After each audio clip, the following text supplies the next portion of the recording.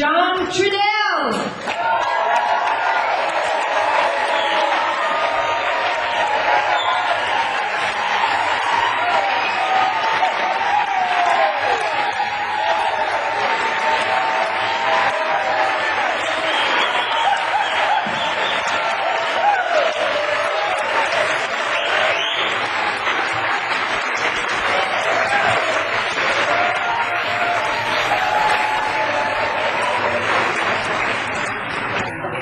Thank you.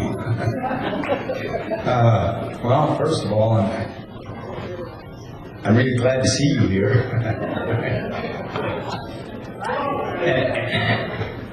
and I'll be as coherent as I can. I'm going to tell you just straight so that we have this understanding. I'm crazy.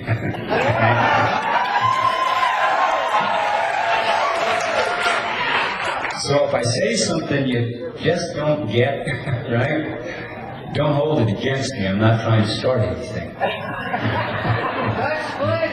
and because and this crazy thing, I mean, it isn't a choice that I made. It kind of just happened. But then I looked around at the normal. And I thought, whoever made this choice for me was looking out for me. Okay, no offense to those with aspirations of normal.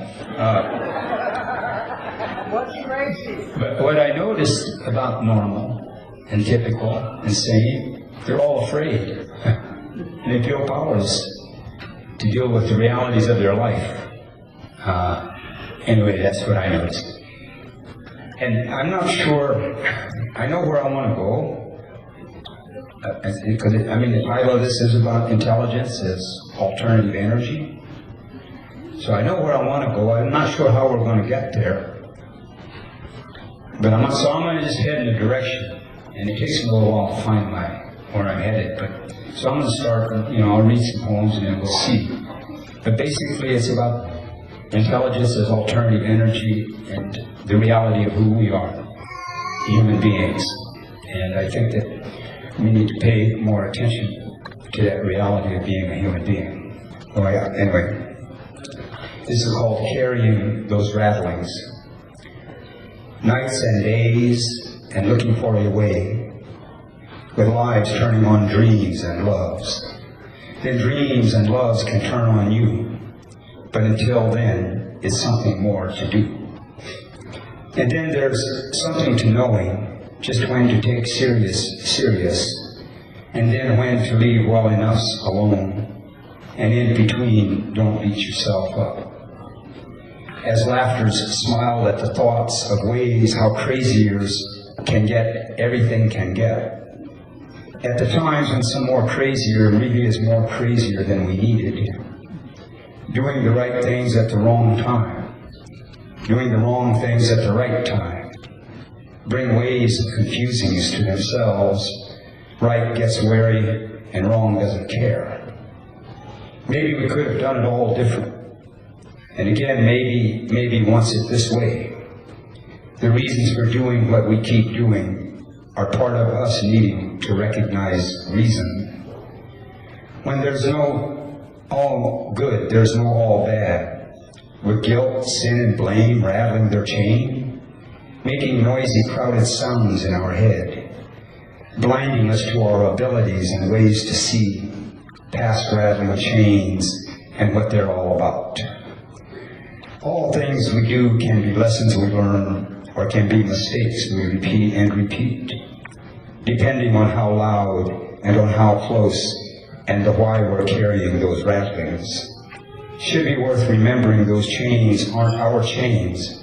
Someone's put them on us, wrapped them in our mind until we believed.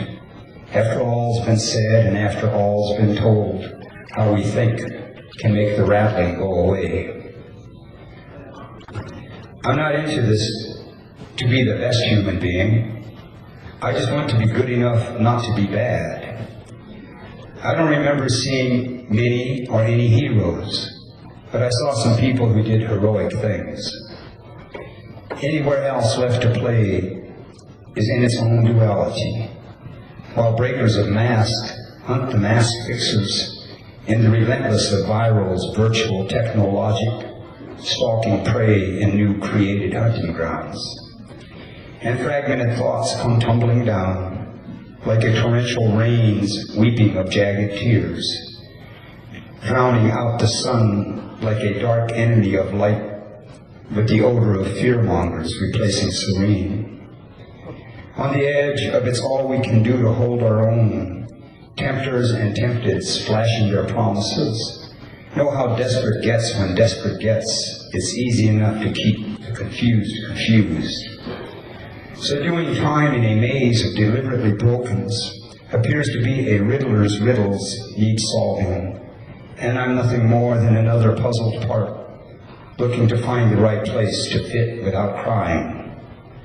Over then, over again, as a song playing in my head, wearing memories to fill in some forgotten story about how there's no one doing that do unto others, a life between the last breath and the next breath, the one that decides to elude the predator or not. Then there's that scenery where glory and shame keep cutting in with their Joneses wanting to Jones, like drunken dancers trying to outdrink their fear out on stage where the house controls the music. So then me and Creator worked out our own deal about finding the entrance in the best ways I can, in realms where there are no exits, only entrances, and the color pouring from our eyes is our vitality, how our spirit shows us how we're living or dying. Well, human beings.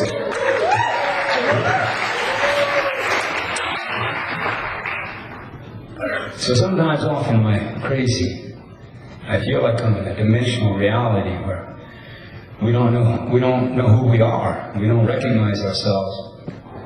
We don't understand the sounds that we make in this vibratory reality. And we don't know what our purpose is. And sometimes I feel like I'm in that dimensional reality. And I think when we look at what's going on in our lives, I think we need to remember that we're human beings. We're human beings. We live in a predatory, industrial, technological reality where there's a small number of industrial ruling class that pretty much own everything. Right? They own the governments, they own the religions. The media. They own the governments, the religions, and all these things. See, and the kind of way it works, this industrial ruling class, they created the communists and told the communists, I look at these government and religion things as being like corrals. So they created communism and herded the human beings into a communist corral and said, you're communist, you're citizens of communism, your corral is better than anybody else's. And they took them and they herded the human beings into capitalist corrals. These corrals they called capitalism, and said your corral is better than anybody else's. And they did it with religions. Right? So all of this, and in the process of herding us into these corrals, they take and they repress the identity, the memory of being a human being. Right? Because we become citizens. They create these victim identities. And we identify with a victim identity. So tonight I'm trying to talk to you as a human being. One human being to another. Right? Without the victim stuff. Right, so in this technological industrial reality that we're in, everything is about energy. Everything. Everything's going to ever happen in this dimensional reality that we're in is about energy. Now, we're human beings. Human beings. We are human beings. When we say I'm only human, we're wrong. We're just not making right sense. Because we are human and being. Human being. All right? And without the being part of human, we wouldn't be human. We wouldn't be alive without the being part. But see, somewhere in this process, we've been programmed to forget the being part of human. So all of our perception of reality is based from the human aspect rather than the being and human. Everything's about energy. Everything. Human being. Human being. Our bone, flesh, and blood is made up of the metals, minerals, and liquids of the earth. We are shapes of the earth. We have being. All things of the earth are made up of the same metals, minerals, and liquids. Whether it's a tree, a stone, all things of the earth, an animal, a plant, all things of the earth are made up of the same metals, minerals, and liquids. All things of the earth have being. Our being comes from our relationship to the sun, sky, universe. It's that light, it's that universe, that sky that brings the energy of being, all right? And it mixes with the life form of earth, and we have this life. All things have being. Now, in this technological, perceptional, industrial reality that we're in, we know that they can take the DNA of the earth that's called fossil fuel. They can take the metal, mineral, liquid, the DNA of the earth that's called uranium. And through a mining refinement process, they can take this uranium fossil fuel out of the earth, put it through a mining refinement process, and convert its being into a form of energy to run electrical systems. Well, I think technological industrial civilization mines the being part of human through how the human is imprinted to perceive reality. How the human is imprinted to believe reality. How the human being is imprinted to believe what they're told. The mining process. So they're mining the being part of human through how we are programmed to perceive reality. That our corral is better than the other corral. How we're programmed to perceive reality. And so when they mine fossils or the uranium out of the earth, it leaves behind poison and toxic waste.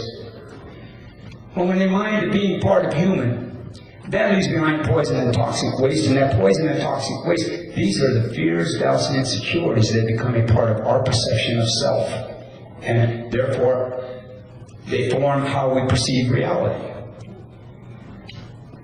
So every fear, doubt, and insecurity that you have, you didn't think it up, we didn't think it up, somebody put it there.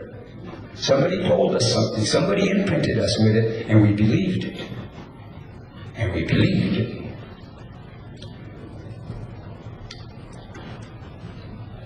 Now, the power of our intelligence. The power of our intelligence. Because see, we create our reality every day. Every day we create it because it's how we perceive. Now, the power of our intelligence. Have you ever had the experience of feeling powerless?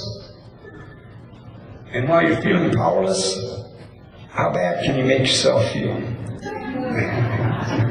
With your fears and your doubts and you're like, oh, there's something wrong with me. Right? I'm not good enough. How bad can you make yourself feel? And how does that affect the people that you interact with? See, if you can do that, you got power. So whatever's going on with us, it's not about not having power.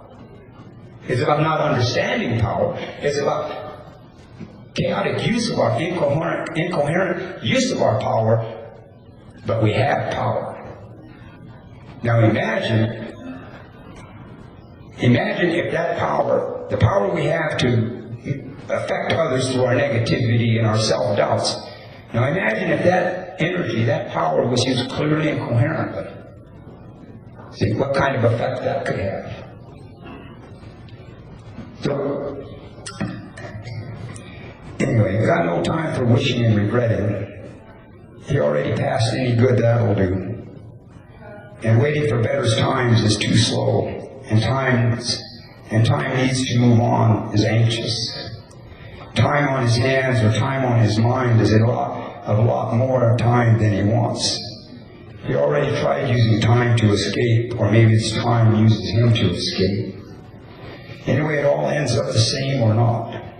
Days are still days here to get through before the nights get to take their turn, the way time has of passing him around. So if he wasn't doing time, time did him. And some kind of alchemy of overs over, changing light into dark, then into spark, like a clean slate to start all over again. Chances to paint some prettier pictures when he's not out of it and spilling paint. Times his mind is like a shaking thought, thinkings and sounds of rattling rainbows, and not really sure is the only sure thing. Time starts making sense, never stopped. Or stopped making sense, never stopped. In between is the time to fill in the blanks. Some things to do with the time of his life.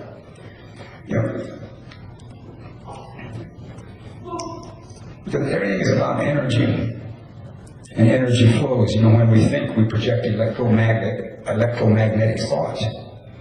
And this is just reality, So everything is about energy. And we project electromagnetic thought.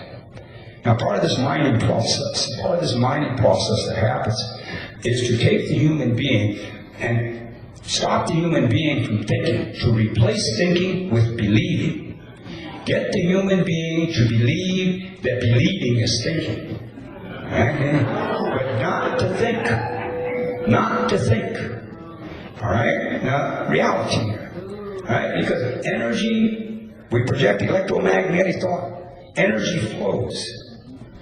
Now, when you take the energy of thinking, which is supposed to flow, and you put it into the energy of believing, well, see, believing is like a cage.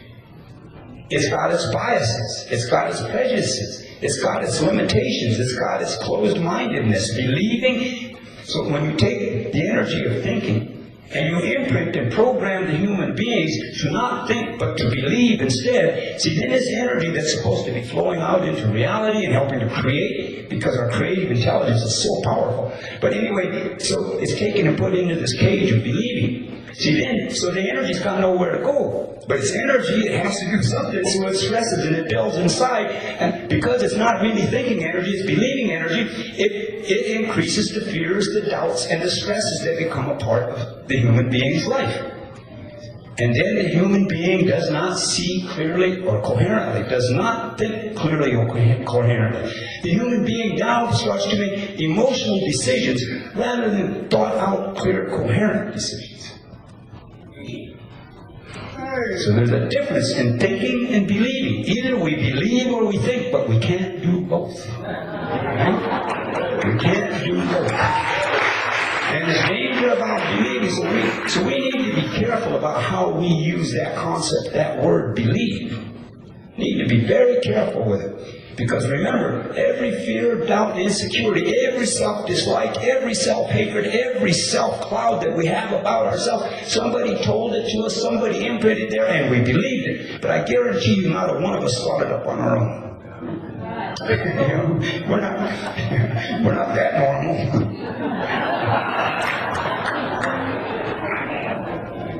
So whatever's going on, that industrial ruling class does not want us to think. Because if we think, we're going to create another reality. We're going to create a reality. So we need, but in order for us to have all that happen, we really need to identify ourselves as human beings again. We need to recognize that we're human beings, and we need to understand what that is, to be a human being, because the only power we're going to ever have in this reality is in the being of a human being. You're going to have political power.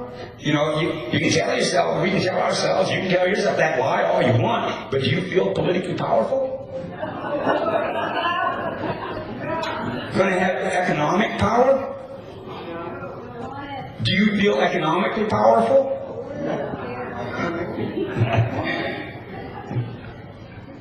You're going to have military power? Do you feel militarily powerful?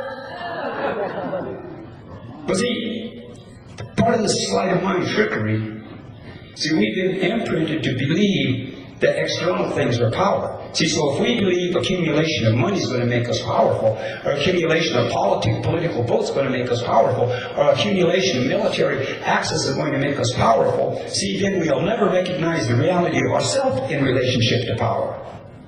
Because we've defined it all as being external. Now, economics, politics, military, all of these things, they're the illusion of power, but in reality what they are access to authority. And there's a difference between authority and power. Actually, people that don't really feel their power need authority to impose upon the others.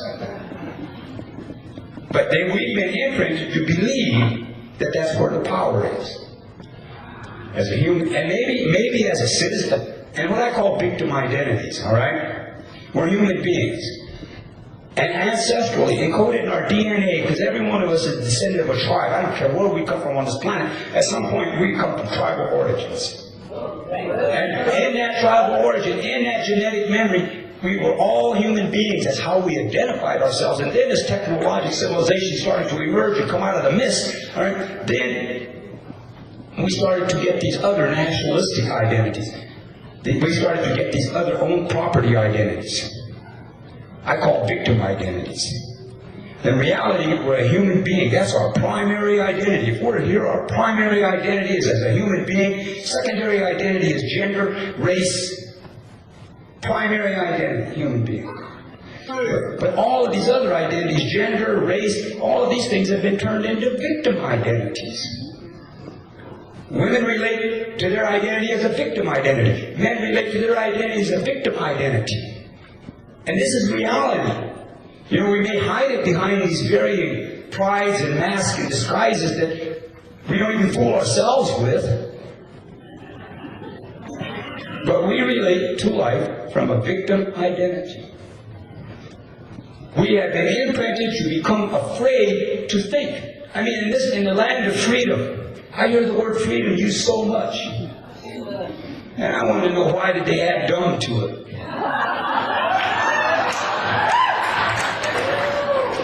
I'm serious about this one. Let me see. There's serfdom, fiefdom, kingdom, selldom, freedom. And I'm suspicious of wisdom.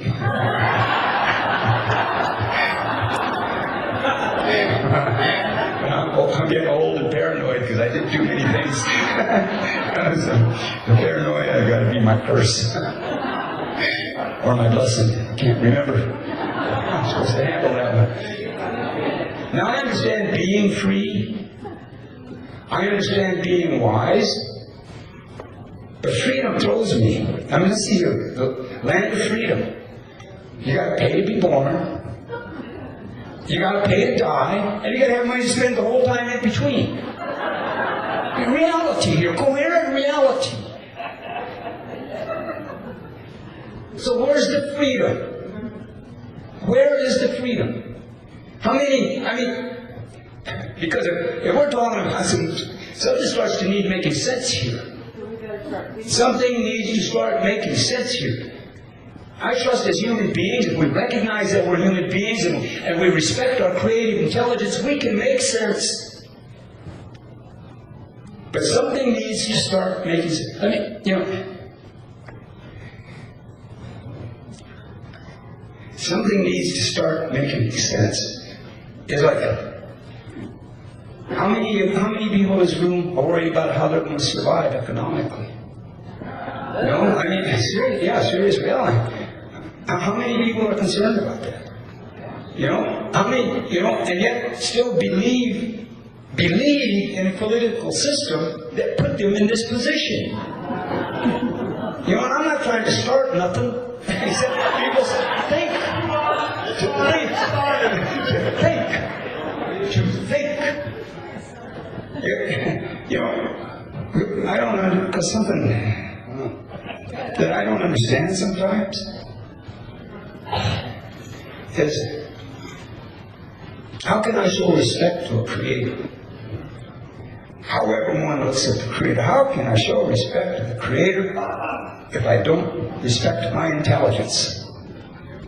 Because as a human being, in this form, the Creator gave us intelligence to function in this form. So how can I show respect? I mean, how can I show... it's like, it's only way I think. On a daily basis, we should give thanks to our Creator for life. And I think on a daily basis, give thanks for life because it helps us to remember life. When life, the memory of life is being rapidly surrounded, being rapidly surrounded with this whole idea of just to survive, just to exist. So the enjoyment and pleasure of living is being minimized because we're so busy trying to survive or exist. But so I think we should give thanks to our Creator every day for life, and we should thank our Creator for giving us intelligence. And then maybe that will help us to remember how can we respect life if we don't respect our intelligence, because it's through our intelligence how we manifest our perception and our participation in reality.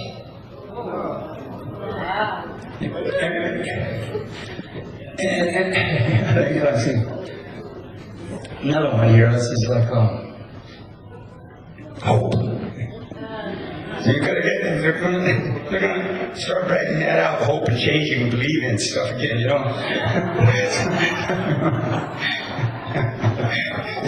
But to me that's like an old drug, you know. Hey, I'm gonna go again, got nothing new.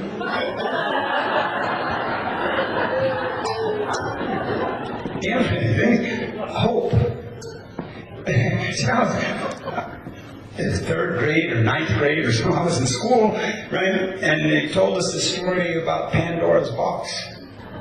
And the gods gave Pandora the box. It was really the gods' box, right? The gods, plural. It was really their box, and they gave Pandora and called it Pandora's box. But in Pandora's box were the 7 evils of the world. But hope was in there. See, and the reasoning, the incoherent logic, right, was that, when Pandora opened the box, because she was a woman and couldn't keep it shut, right? This is when they were after the whole mother image of the earth and things, so they're starting to, but so anyway, she couldn't keep it shut, so she opened it, and the 7 evils of the world came out, and then after they came out, hope came out. And then they told us, innocent little kids, hope came out to help us. No, it's the box of evil and hope was in it, and hope came out of it. Think about that.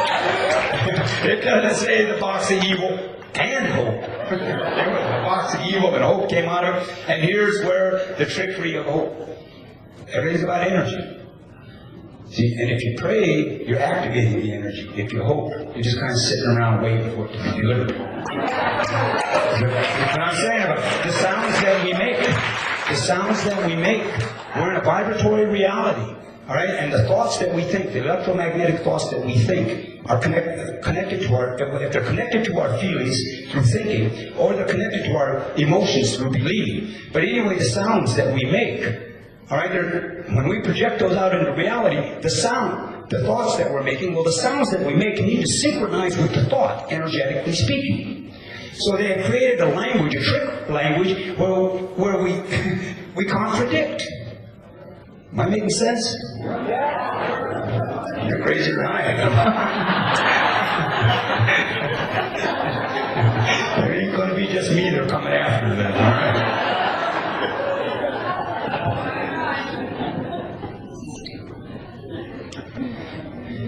And blame.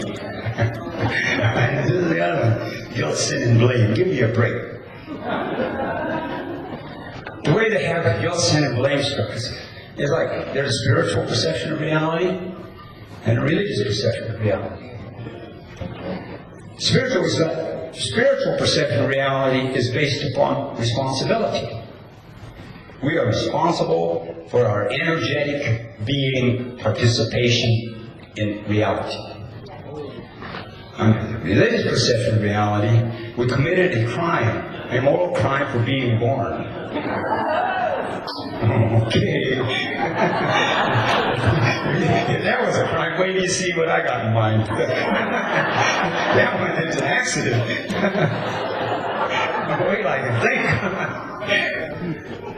But think about it. So we committed original sin. We committed crime for being born. You know, and that one's the page turner right there. See? Because when that sinks in to the little mind, then it's easier to throw all the other stuff on because there's something wrong with me. All right? But under this perception of there being something wrong with us for being born, because there's something wrong with us. I mean, this is how the sleight of mind works. Because there's something wrong with us for being born, therefore we must submit to a male-dominated chain of command and obey them and get their approval. And that's how we take responsibility, according to them. But but over here, in this other, I'm not going to lay this on spirit. In my own little crazy reality, hold it. I think that's the way you give up taking responsibility, because you give it to somebody else. You just blindly follow. But yet, we're imprinted that that's the way to take responsibility. So, this is called the scent of reptilian. It was in the foreground of hidden in front of us. The holy holies and the cannibals scrapped it out, while the planetary industrial ruling class Reich offered up civilized human sacrifice to gods of profit. Worshipping corporate temple economic high priest, sacrificing the poor through inflations and recessions, in the ways of accumulations of greeds and excesses, and needs for always more poor to feed hungry gods. In the faint sounds of jackboots rapidly approach, maybe we'll recognize them when they come for us. Or before our children are grown, that sound will be more familiar to them than the sound of our voice. With redistributions of the wealth redistributed upward, in the neon serfdoms where peons are called citizens, and the serfs are being divided into tomorrow's debtors to carry ruling class wealth on the backs of their children.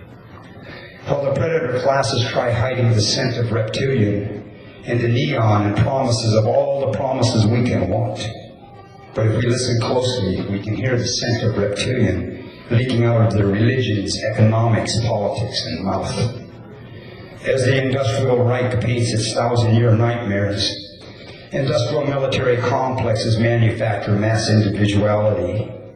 Corporate Nazi enforcers wearing brown shirts of any colors, defining rules of freedoms and industrial law class systems as their shepherds herd us into the corrals we pretend aren't. Now, even as the holy holies and the cannibals scrap it out, the cannibals created and used to their advantage the fact good guys and bad guys are wired by the same programs. Genetic modifications cross-pollinating reptilian perceptions, creating confusions between us and the holy holies. While the ancient ancestral mind waits to be re-recognized, the living memories of the knowledge of being human being, here in our place in the universe, and the reason for thinking, a protection when thinking is used like a seeing medicine. Now, I was thinking about blame.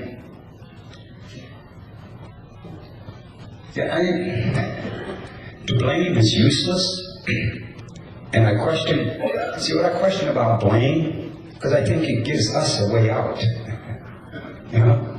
If we're not doing the best we can with the best that we have as often as we can, all right, if we're not doing that, then we're really in no position to be blaming somebody.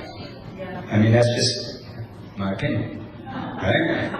And because I think, because they gave, when they created this guilt, sin, and blame, they created six, because it's kind of interesting. It's like colonization of the thought process, I guess, actually. Because when we're blaming, see, it does give us an out. It does, because, the bad guys are going to be the bad guys. Blame them, do what you want. No, change that. And we're not going to change them. All right? But we can change us. if the power of our creative intelligence, this great gift I keep looking at, power of our creative intelligence. If we can create our daily fears and miseries, we can create our daily glories, pleasures, and coherencies. We have that ability. That's what the magic of our intelligence is. It's a decision we make. It's a decision you make. And I think it's a way, because everything's about energy, and I think it's better to use our energy, all right, to create some coherency and some common sense than to feed it into the distortion of blame. Now, a different responsibility. Everyone is responsible for how they participate. Everyone is responsible for how they participate. And some things, it may look like people are getting away with something, but everything's at the expense of being. Either we're going to nurture the being part of human, or we're going to deplete the being part of human. See, I kind of, this is crazy now, right? So you can go how you want. But see, it's like the earth is this big amusement ride. What's that called on TV? Survivor. Or is it Lost? Well, anyway. See, we're in a dimension of being. We're beings. We have no form. We're just being. You know, human beings. So being just is. See, so we show up. And we take human form for a while. For whatever reason. And then we go back to being. What you call birth and death, we call entering and leaving. Alright? And so we're here for a while and we go back to the reality of being. So anyway, let's say that the earth is like this big amusement park. And this is the ride that I picked. Why I picked it, I could never explain to you. If I could pick again, I might pick again. But this is the ride I picked. Alright? And so this is everybody's the ride that we picked. So the trick now is to get through the ride without scaring the hell out of ourselves.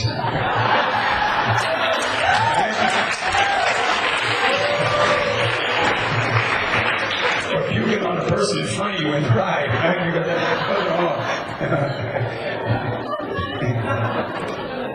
It's about the evolution of being. It's about the evolution of being. It's the spiritual reality we're in. It's about the evolution of being. Human form is temporary. Being just is. It's like we enter and leave through these dimensions. It's a genetic memory. It's encoded in the DNA.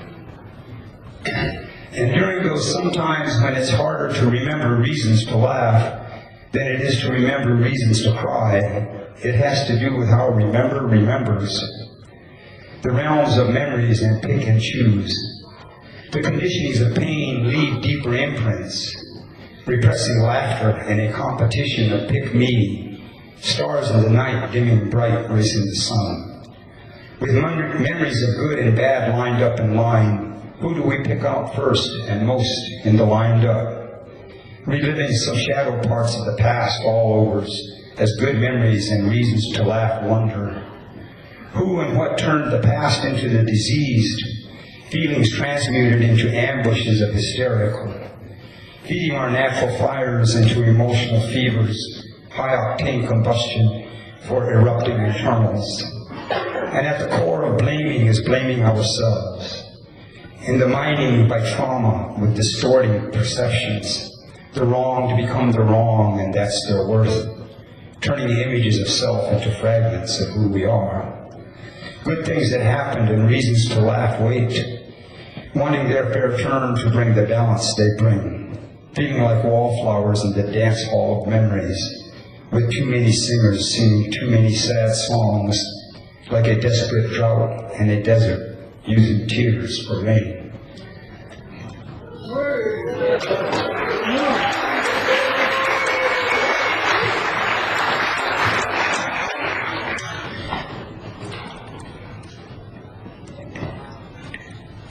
And sexism,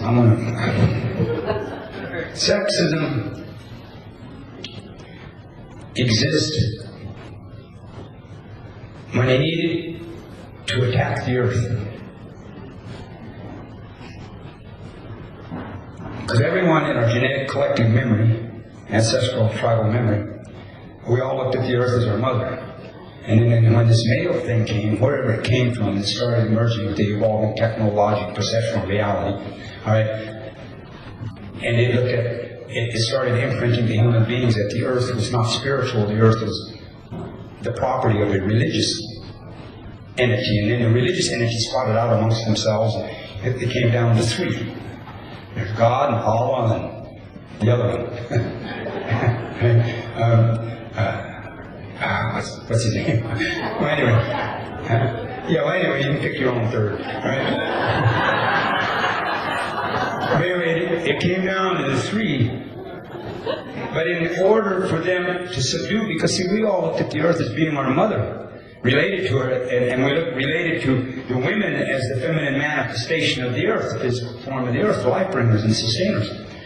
So in order to attack the earth, they had to attack the women. See, so sexism exists. It's not sexism exists. It has to do with how the predator class, this technological predator class, set out to dominate the earth. So sexism exists. It's in direct correlation to how we live with the earth. I just want to put that out there. You know, and about this thing about human beings. See, we all remembered we were human beings.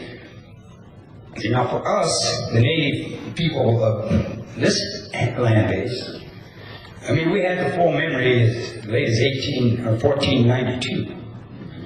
And in slow increments, it says, as this, what I call this diseased perception of reality, no offense.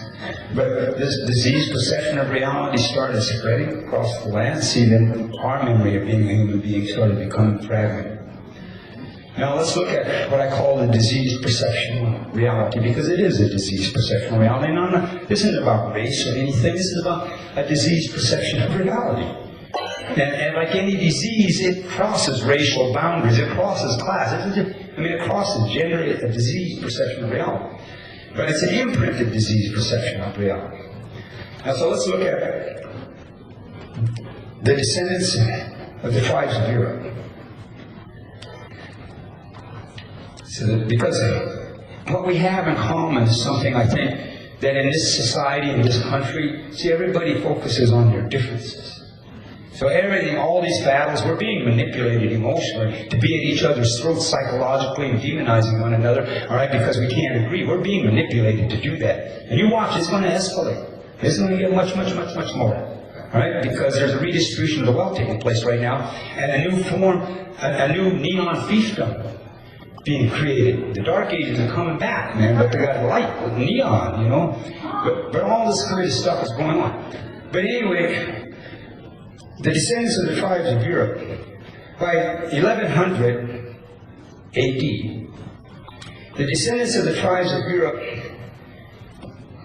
pretty much had been erased as tribes.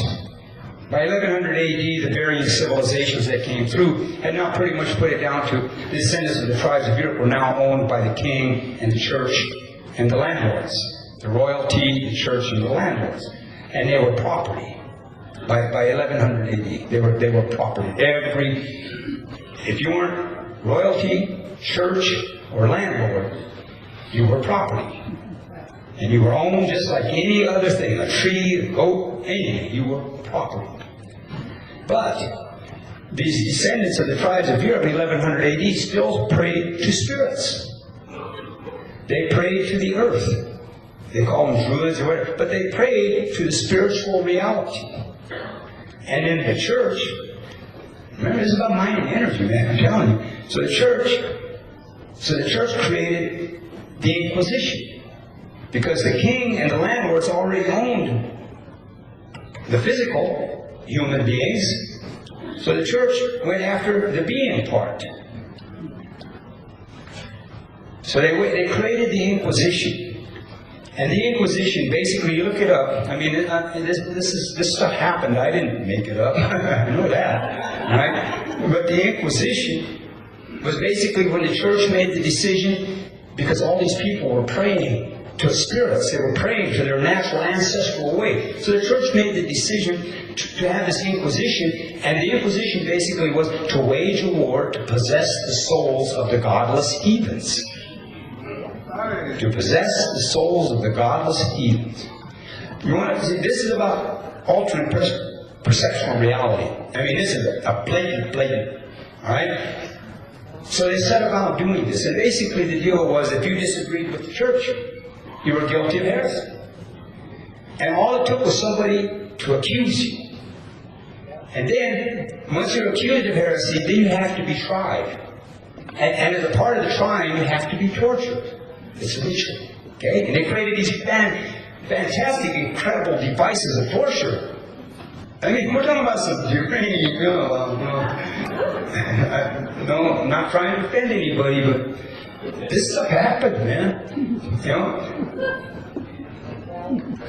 I mean, organized serial killing. You know? When really you want to get right down to it, right?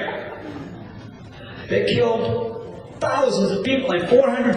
It started in 1100 AD. Columbus came here 1492. So in 400 years, let's say 20 years to a generation, the descendants of the tribes of Europe have been through 20 generations of complete trauma, genocidal brutality. The descendants of the tribes of Europe, and they picked heavy on the women because they're still trying to erase that earth-woman connection.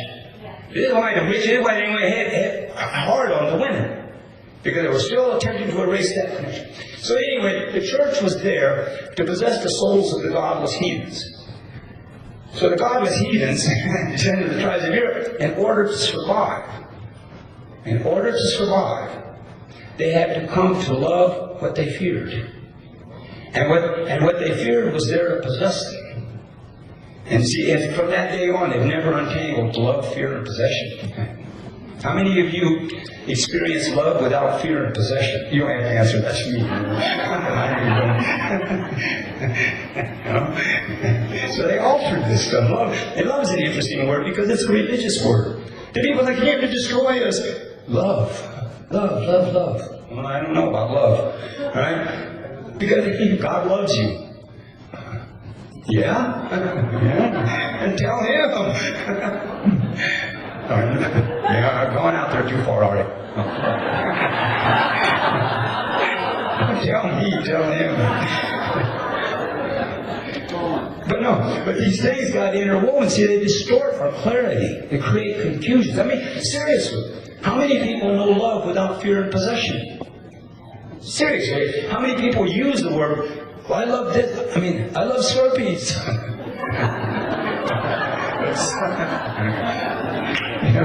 That's how it becomes, it's no longer a real feeling. You know, it's an emotion, but not a real feeling. What happened to the caring? But anyway, so the descendants of the tribes of Europe, by the time Columbus came here, and Columbus got here, because this is how we got our name. Columbus got here, and he said, who are you? And we said, we're the human beings. And he said, oh, Indians. See, and some people say it's because he thought he was an Indian, which may or may not be. I really don't know. But the thing is, see, what I do know is they didn't, when we said we're the human beings, they no longer recognized what it meant. But so we know that this imprinting, to remove the identity of the human being, suppress it from the human beings that were the descendants of the tribes of Europe, we know that it had been completed by the time they got here.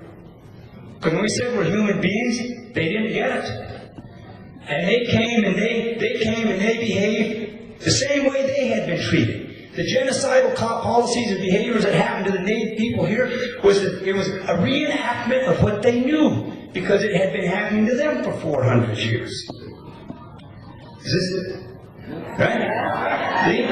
So we're all in this together. I'll tell you this. Alright? We're all in this together as human beings. Yeah.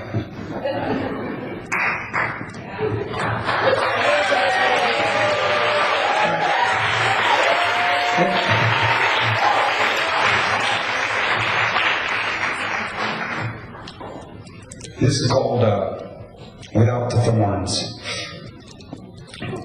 Then she woke up and found herself lost in his crazy. This place she keeps going to again, until going turns into staying. Losing herself into loosing his head, like a prayer no one keeps listening for, where thoughts can be seen and unseen, while some of the voices aren't talking. Trying to mend a heart with a hurried mind doesn't seem to work out all that well. And now here she is, torn between herself, making new mistakes to fix old mistakes.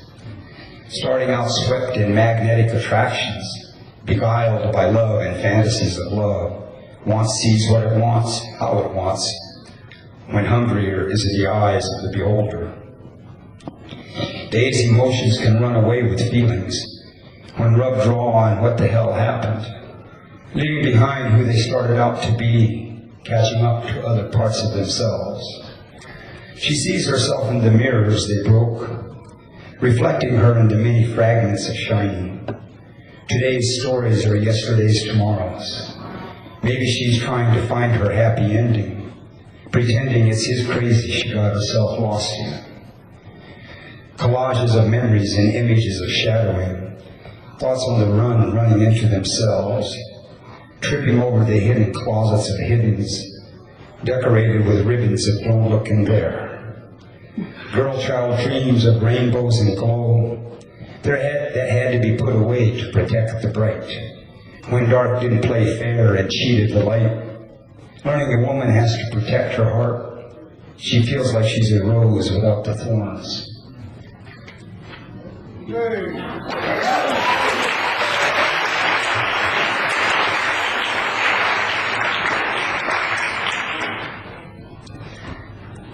And kind of what's going on now, I mean, I'm wandering into this a little bit, but because I'm just wandering now, I lost track. Anybody been paying attention to this Occupy Wall Street?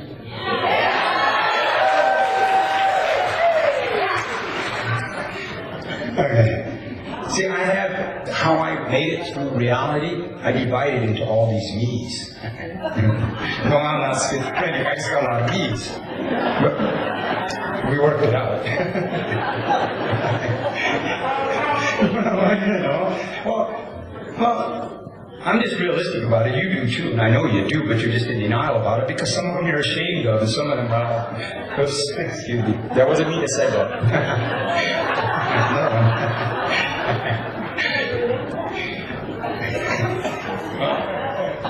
Well, my point being, we have no reason to not like ourselves. To be clear, because our distortions were imprinted into us and we believe certain things, and so everything we did basically was a reaction to that distortion. So, we may have done things we don't like, and we should make that distinction. But anyway, back to the Wall Street thing. I think it's a trick.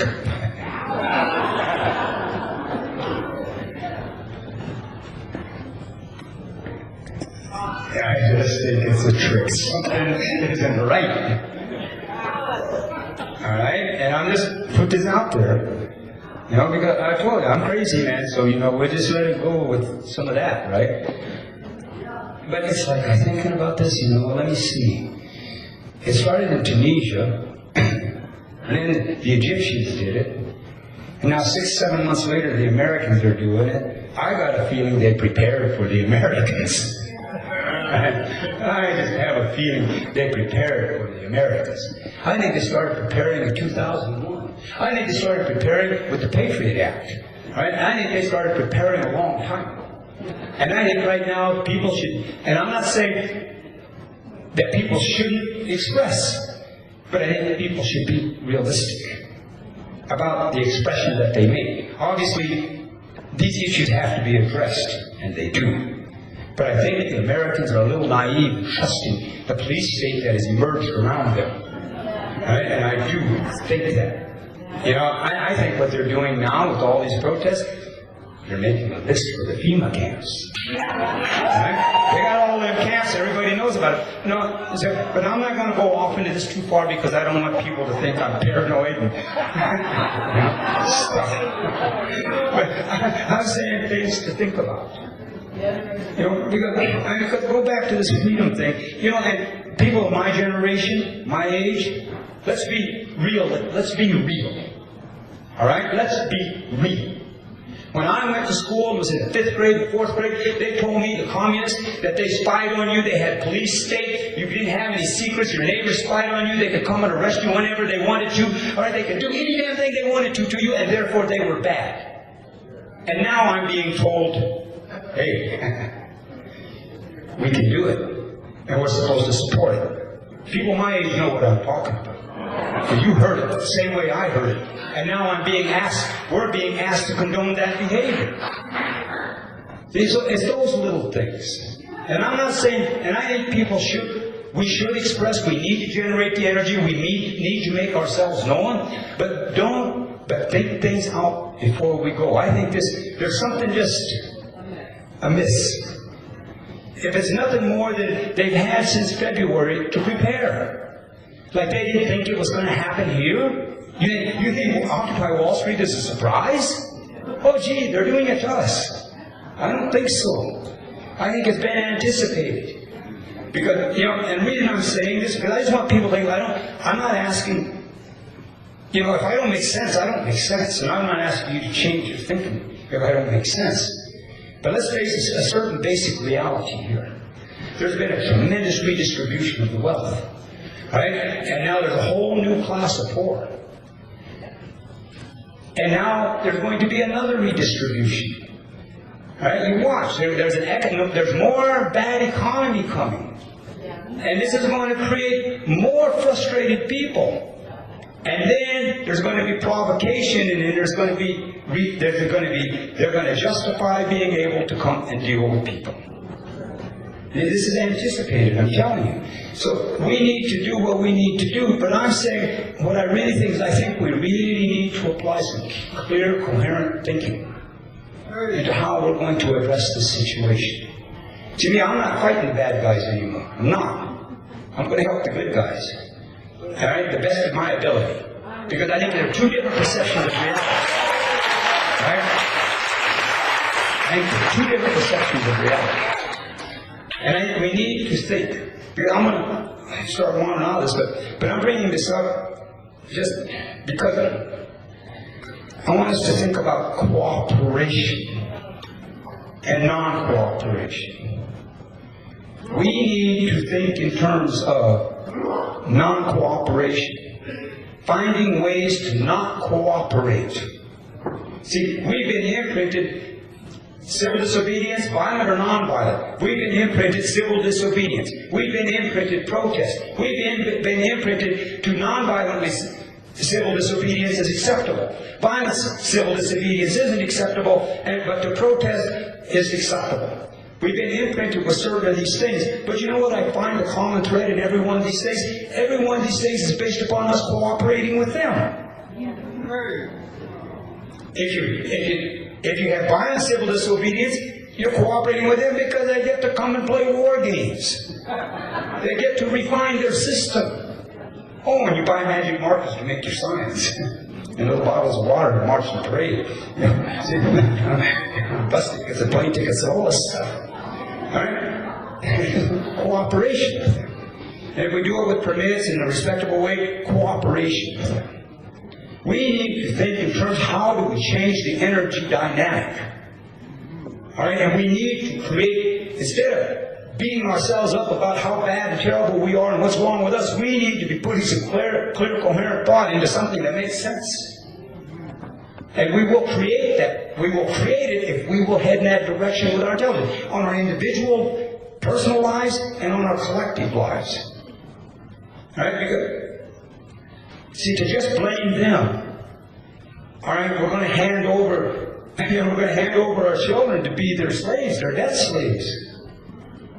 See, so we need to think of, and what I'm going to say is a practice, just to start practicing non-cooperation. Every fear, doubt, and insecurity that you use to judge yourself, they put it there. So every time you activate it, you're cooperating with them. Every time. Every time.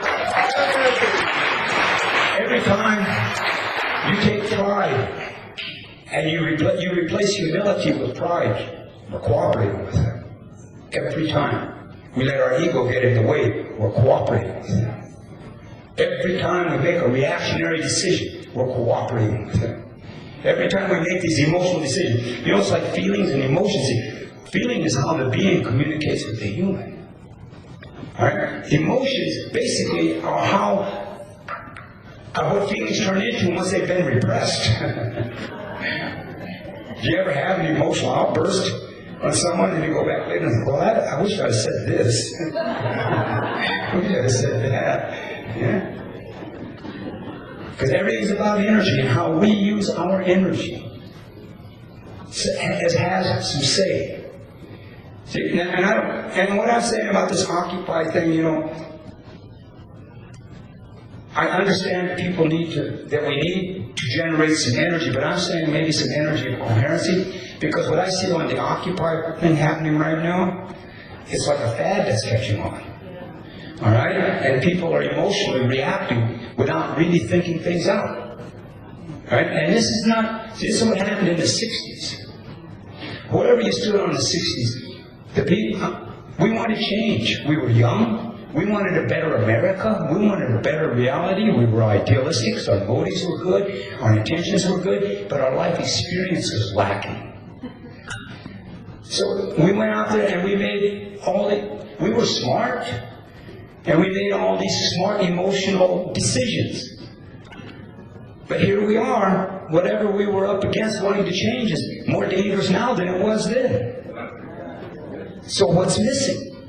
I think it's coherency. I think it's clear, well thought out thinking.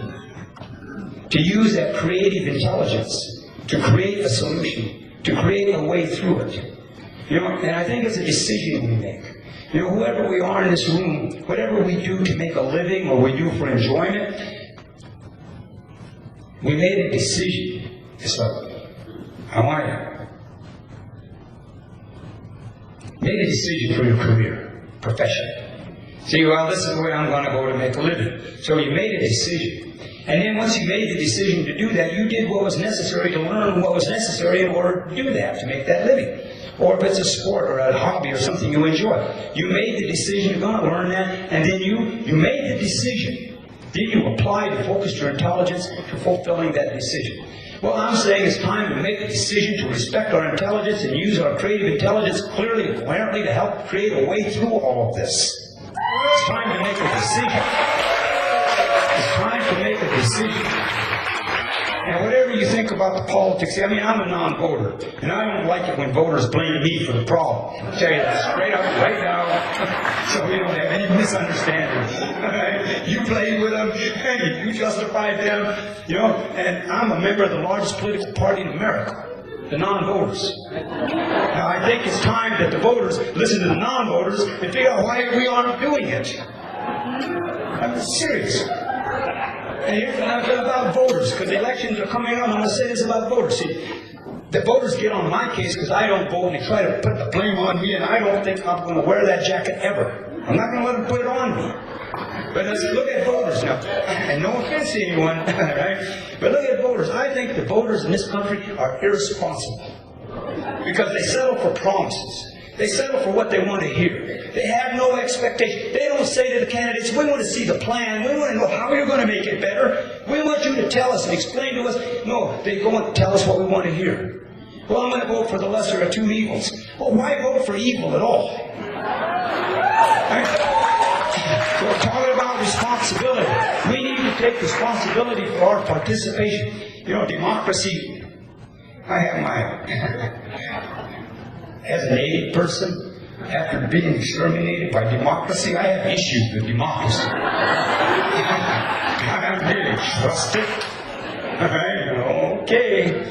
See, majority rule. I was the majority. You call me the enemy, killed me till I'm the smallest numerical minority, and now tell me to join majority rule. I don't think so. All right? And let's face a reality about this. A reality about this. You want to hear about majority rule? See, I figure when you plant the crop, then what's going to grow out of it is going to grow from the seed you planted. That's what you're going to grow, right? I mean, not that I plant crops.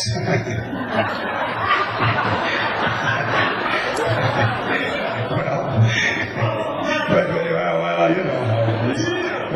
But anyway, back to this democracy. So actually, democracy really is about the right of the entitled. It really is. That's when you get right down to what it's all about. It's the right of the entitled. All right? But original meanings and stuff. But let's look at democracy here. So when they created the democracy of majority rule, if you were a white male and didn't own property, you had no taxable value, so you couldn't vote. If you were a woman, you were mentally incompetent, so you couldn't vote. And if you were black, you were property, so you couldn't vote. And if you were an Indian, you were the enemy, so you couldn't vote. So democracy, all right, is really the reality of democracy on this hemisphere is it's the rule of the smallest numerical minority because it was the landowning white male that decided. This is reality.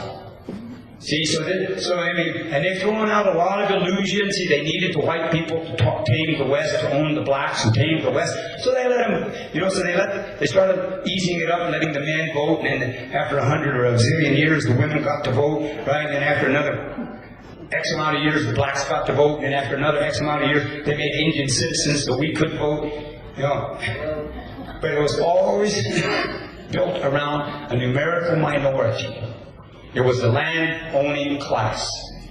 All right? And I think that people need to at least consider the reality that maybe that never, ever changed. All right? Maybe it never, ever changed. And everybody, and see, now they don't need the white people the same way. The white people, they got too expensive. Is that word again? No, they want health benefits and they want retirement. Fuck, they want a decent wage. Hey, over here in China, they'll work for a year for $1.50. Just dismantle the Eastern Bloc of communism, they'll work for $2 a day. And the Americans, they want this? I don't think so. It's reality. They don't need, all right, the American citizens the way that they needed them before because they got whole new markets. All right, they've got a new labor force, workforce. They need just percentage-wise, they need enough Americans to be able to enjoy some of the economic benefits. They need enough of them. All right, but they don't. But America, it's just too expensive. Just too expensive for them. All right, and I mean about thinking about alternative ways because, see, to me, I think we need to align ourselves with the earth and do what's best for the planet. See, and I think all the rest of this stuff starts to fall into place. If we will do what's best for the planet, if we will do what's best for the planet, then I think all the rest of this stuff starts to fall into place. Now, and I'm saying, so about the democracy thing, I'm just putting this out there. Please, Homeland Security, you guys are all wrong. Communists, capitalists, to me, you're all wrong. So I'm not picking on anybody. All right? But I have to make that announcement. For whatever good it'll do. But it's our responsibility to think. See, because we got trapped into thinking only what's permissible. See, so in the 60s, where we went out, see, we didn't question democracy. All right? We didn't question it. See, there's certain things that we were told, these are the rules you got to operate by, all right? And we didn't question them. Not really. We may have shown, but we didn't really question them. And I think there comes a time, do we protect this planet? Do we protect the lives of human beings? Do we take care and have a responsibility to life? Or do we place the democracy that in reality is a minority industrial ruling class correct? Thought needs to be put into this. We're in a veterans hall. I'm a veteran. Seeing a lot of, and I know there are veterans. But anyway, I'm a veteran. I got the right to say this. All right? Just plain and simply put. It doesn't make me a bad guy. Other things do, but that doesn't. But anyway, we really need to think about things that we've been imprinted to be afraid to think of. It's that simple. It's no matter, because that's a responsibility of a human being. Our Creator gave us creative intelligence to maintain a balance. To maintain a balance in life. We're borrowing today from yesterday and tomorrow. We're just borrowing. And we need to think in terms. And to me, is if we make the decision to just think, respect our intelligence enough to think more clearly and coherently. do the best that we can with the best that we have as often as we can. We're not looking for perfection. You know, we've all been affected by this. You know? Do the best that we can with the best that we have as often as we can. Don't judge ourselves. Learn from our mistakes. Don't judge. We don't have the right to judge. And if we're going to judge, we'll always judge ourselves the harshest. And you can't, it's like thinking and believing. You can't judge and recognize. It's one or the other. And it's time for us to start recognizing the reality of the situation, to recognize reality, whether it's about our own behavior patterns or what's happened to us, but to recognize reality without judging it. Because we can either recognize or judge, because when we recognize, we look to see, we can truly learn. But if we judge it, then the ability to recognize is limited by the biases and the judgment itself, the prejudices of the judgment. So it's about recognizing and not judging. Learn from the life. That's why we're here. That's why we took this ride. That's why everybody, this is our ride. See, we came here to learn something. Hey! Right? And don't let this industrial ruling class prevent us from learning.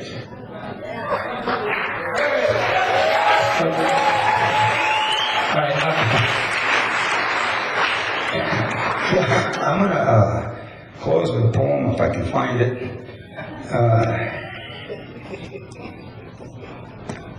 Well, maybe two poems. Yeah, two. But anyway, I thank you for sitting through all this. And you know, if anything I said made sense to you, I appreciate it. And if anything I said didn't make sense to you, I don't want to hear it.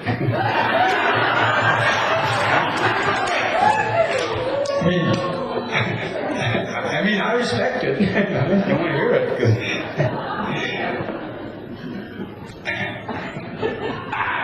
Are you ready for the football?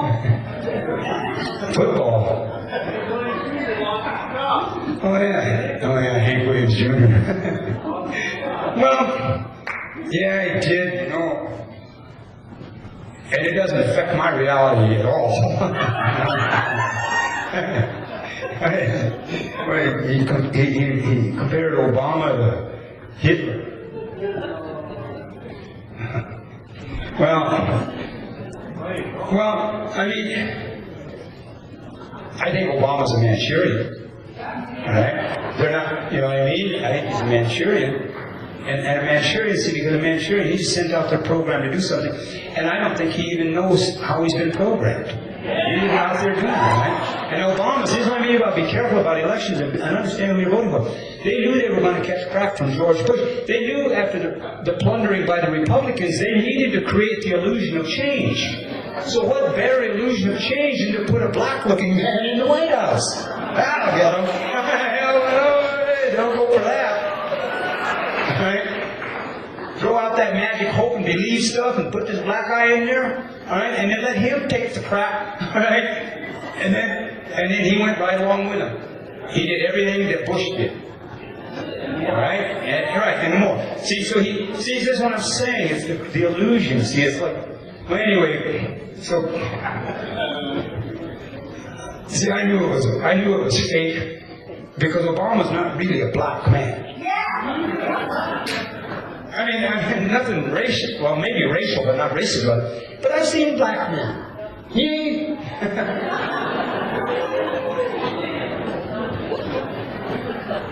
Gotta have a little white blood in there if you're going to get in the White House.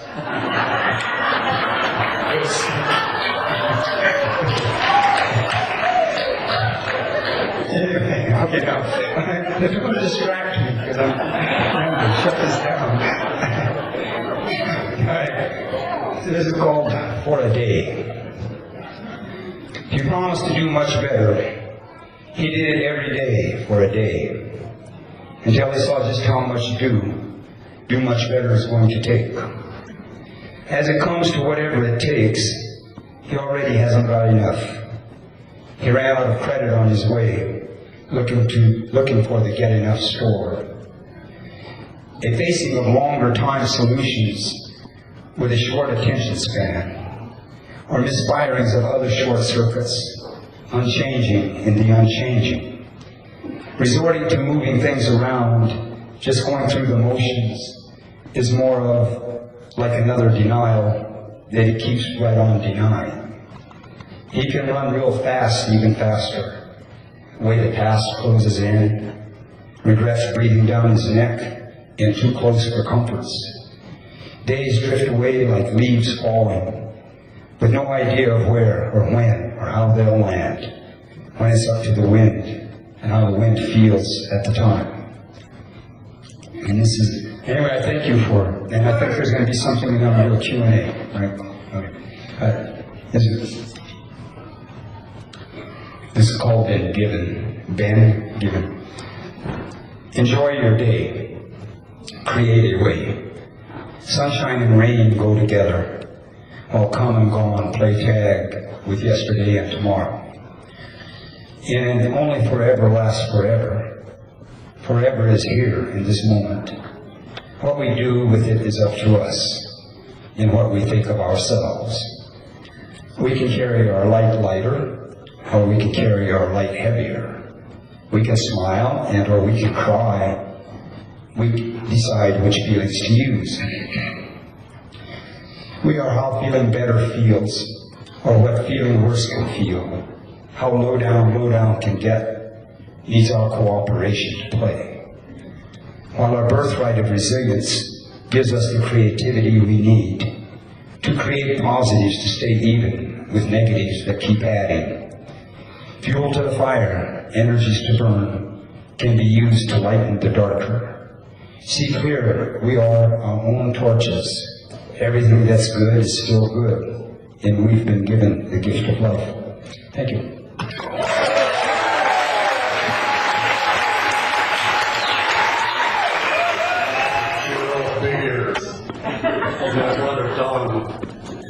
Anyway, it's made by the people, and it's really old.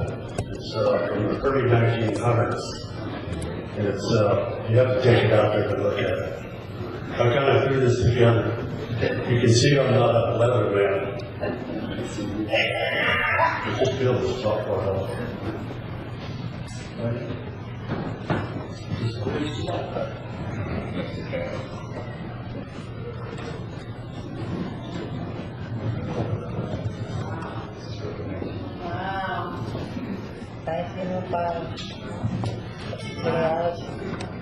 Whoever did it was an expert.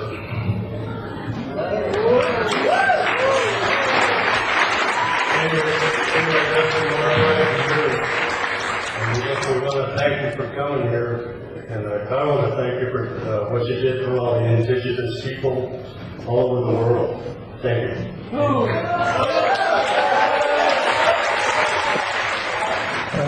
I'd like to say thank you to John too. I've heard a lot about you over the years, but finally I get to meet you. And I'd really like maybe to get some kind of a commitment out of you so you'll come back. What do you think?